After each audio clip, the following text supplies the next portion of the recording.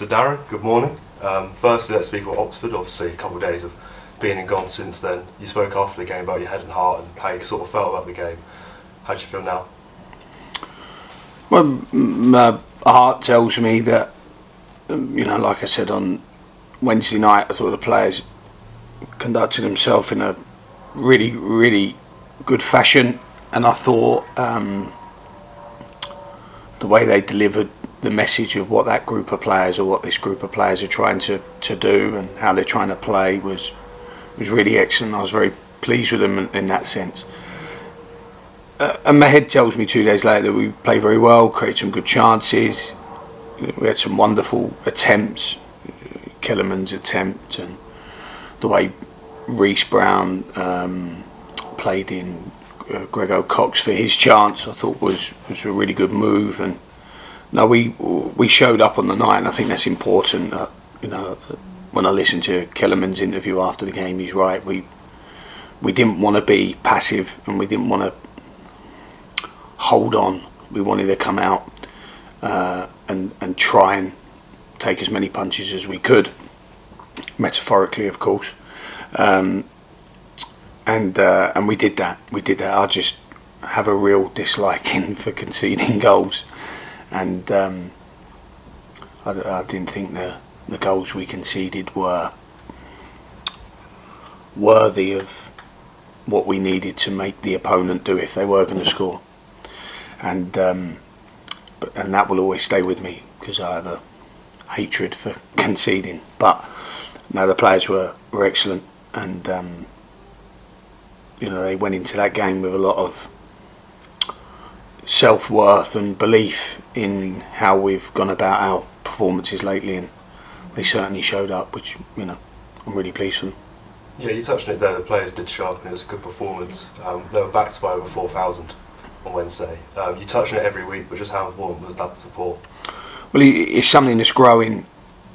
Not the numbers necessarily, but that connection. I always touch on that connection. I think it's always really important that the players and the staff have a connection with our supporters, and they try and recognise what we're trying to do through the performances that happen on the Saturday. That they're obviously not privy to what we do Monday to Friday behind closed doors and the training and the preparation. So what they can understand is what they see when they pay their hard-earned money to watch us on a Wednesday, Tuesday or Saturday afternoon, and we have to try and showcase our work in that hour and a half period where we can show them all of the respect that we'd like to in those sort of endearing performances where you see people trying so hard.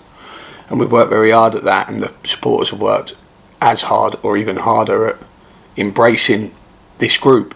And so to have 4,000 here on a disastrous night really in terms of weather was fantastic.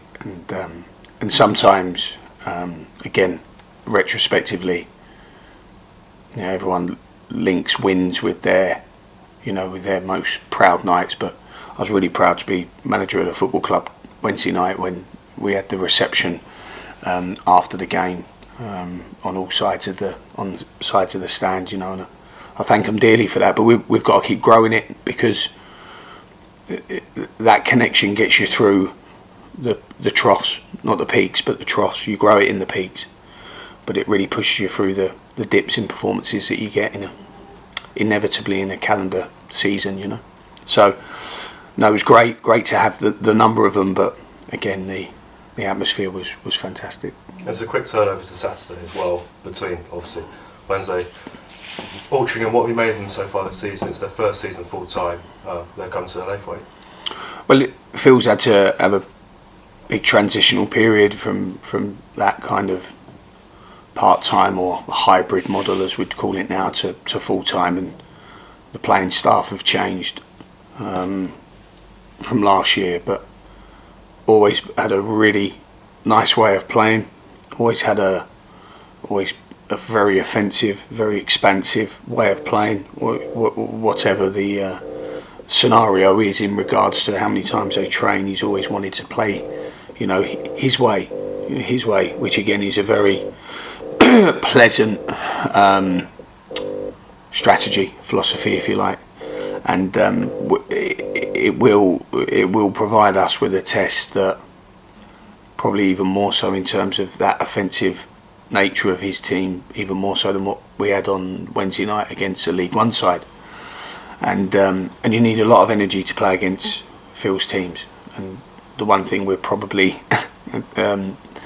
lower on as of Friday is energy from Wednesday night. So it's really important. Again, the supporters are going to be the most important player for us Saturday, because I really believe we're going to need them to spark us. I really believe that. And together we'll get that energy back. But it's going to be a really difficult game. Very, very difficult game. As for the squad, Tariq and Sid have now come back from their loan spells. What do you make of their spells, and what's the rest of the squad looking like? Well, both of them went out for the right reason, to get games in different ways. City obviously was to try and push that rehabilitation period. Unfortunately, he's come back with another sort of backward step on that road. Picked an injury up on the same knee in his last game.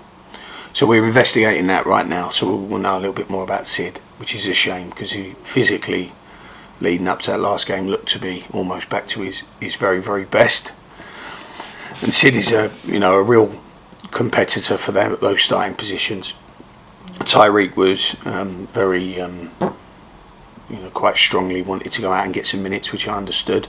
I think it's really important that players are happy and have that.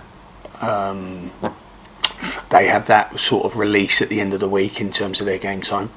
So having Tariq go out to a good team in Dagenham, brilliant coach and manager in Darren McMahon, was of benefit for us in so many ways. Obviously, the remuneration that you can recover through these loans, which aids us further down the line in terms of our recruitment, but also for Tariq's conditioning mentally and physically. And it's great to have him back. He's only trained with us once this week, but it was nice to see him. He's a lovely, lovely chap, and he's got to come back in now and compete. He's got to come back in, because there'll be no more loan spells. He's got to now come in and really compete for his place in this team, which at his very, very best and at his very fittest. Again, a really competitive player for our starting 11. Perhaps looking slightly further ahead, we obviously have the game Saturday, but next Wednesday we play Banstead in the Surrey Senior Cup. How do you see the squad sort of looking for that? Obviously we do have another game to come, but how does that look? I think those games, we always talk about young players and development, and we always talk about whether they're ready or not, and then I'm expected to judge young players against other young players. But that's not really the market they're trying to go into. The market they're trying to go into is to play against an equivalent of Scott Cuthbert, Rowan Ince, Armand, Greg O'Connor. They're not expected to go and play against 17-year-olds or 16-year-olds. They're expected to go and play against senior players and adolescent men. So I think it's a really good opportunity for us to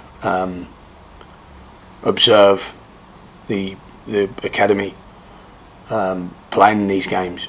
I also think it's a little bit timely that the squad's not massive at the moment.